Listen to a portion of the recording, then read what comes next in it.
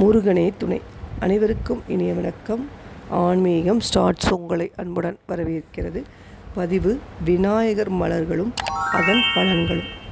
அனைத்து காரியங்களிலும் தடையின்றி நிறைவேறுவதற்காக முதலில் வணங்கப்படுபவர் முழு முதல் கடவுளான விநாயகர்.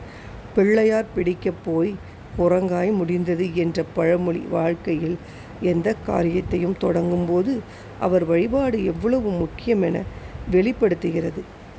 ஒரு செயலை தொடங்க போய் வேறொன்றாக மாறிவிட்டது என்பதை அது குறிக்கிறது.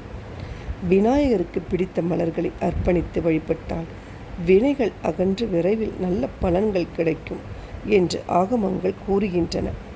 அந்த வகையில் விநாயகர் வழிபாட்டின் பொழுது எந்த மலர் சாற்றி வழிபட்டால் என்ன பலன் கிடைக்கும் என்பதை இந்த பதிவில் பார்க்க போகிறோம். விநாயகருக்கு மிகுந்த பிரியமானது அருகம்புல் என்பது அனைவருக்கும் தெரிந்த ஒரு விஷயம்.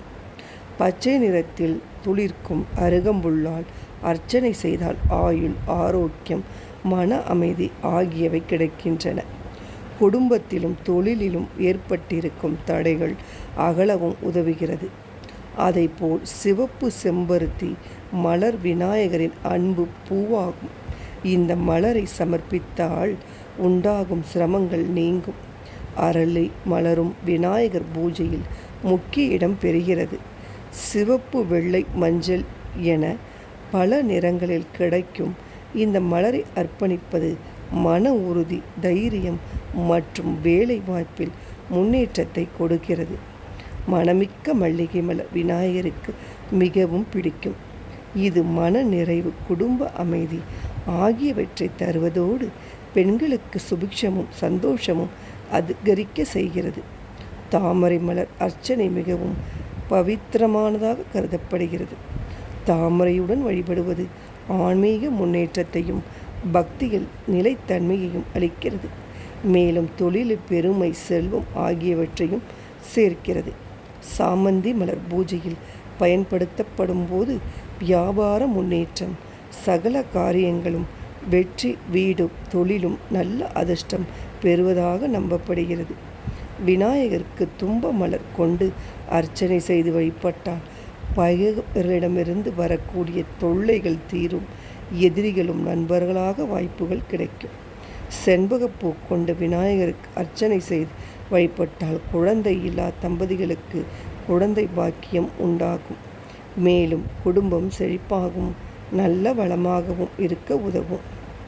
தொழிலில் நல்ல முன்னேற்றம் உண்டாகுவதற்கும் வியாபார விருத்தி உண்டாகவும் தொழில் சிறப்பாக அமையவும் விநாயகருக்கு மந்தாரை மலர் கொண்டு அர்ச்சனை செய்ய வேண்டும்.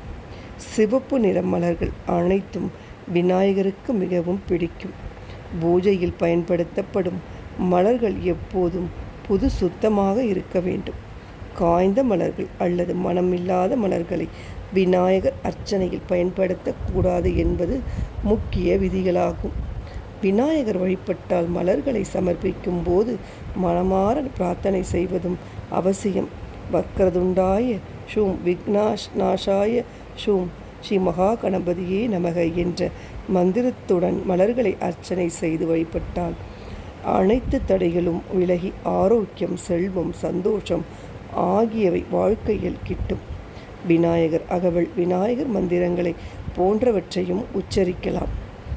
இதுதான் விநாயகர் மலர்களை நாம் எப்படி வழிபடுவது என்பதை தெரிந்து கொண்டோம்.